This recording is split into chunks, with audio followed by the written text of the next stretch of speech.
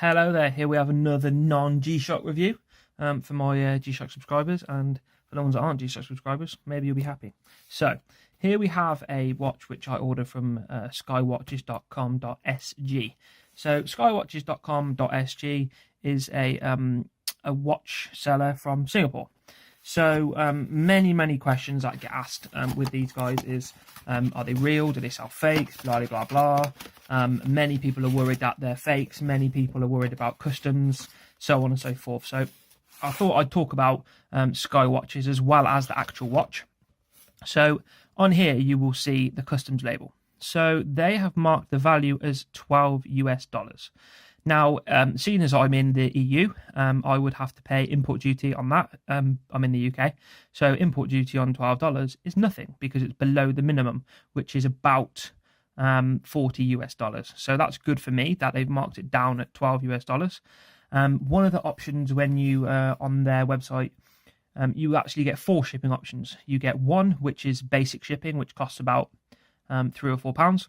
You get a on the first option, the actual the service entails watch without box. So I chose with box, so it wouldn't have come with the box. Maybe it would have come with a manual, who knows. So they repackaged the watch in a specific shipping box, which I imagine would be this here, which that was inside that. The next thing to point out would be the next shipping option, which is FedEx. So with FedEx, you can get the speedy service without the box, or you can get the service with the box. So you get the £4 option, about the £12 option, which was normal shipping with box.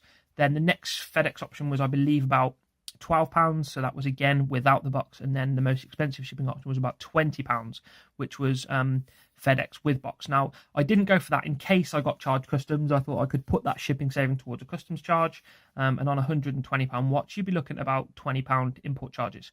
So, I bared that in mind and went with the cheaper shipping option, but I wanted the box because as a collector, it holds a bit of value to me.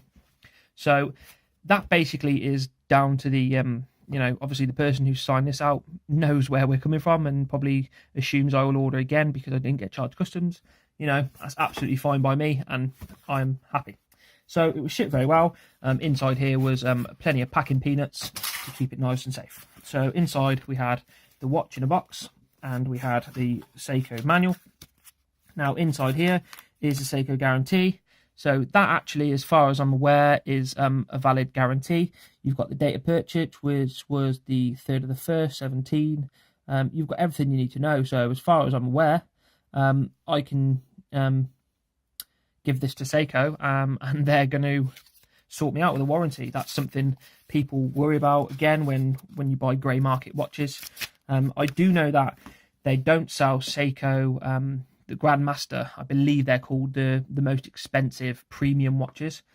Probably, again, something to do with the import charges, so on and so forth.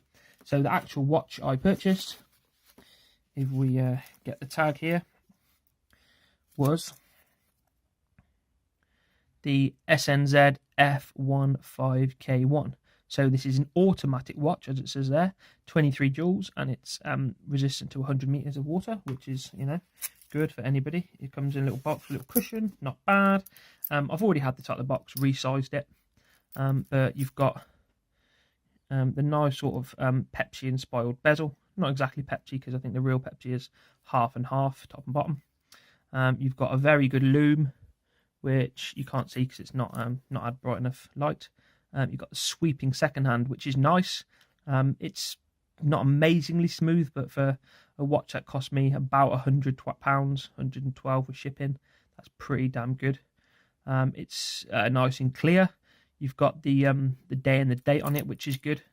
And if you look out back, you've got the open mechanism there with your self-winding wheel. So when that wheel moves, that charges the mechanism. So nice open back, which is pretty cool to see in a watch.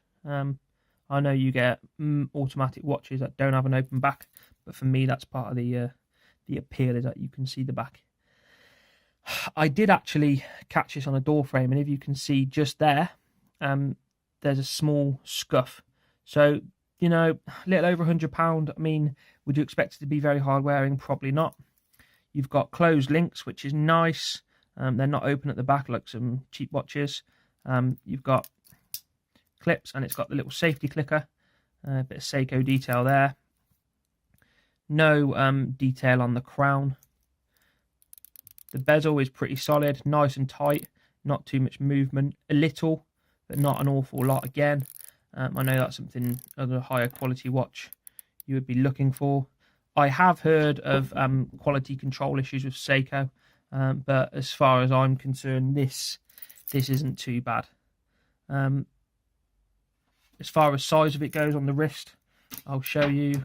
I'm not sure the size of my wrist, but sort of an average sort of guy. I'm a big guy, but my wrist is pretty average.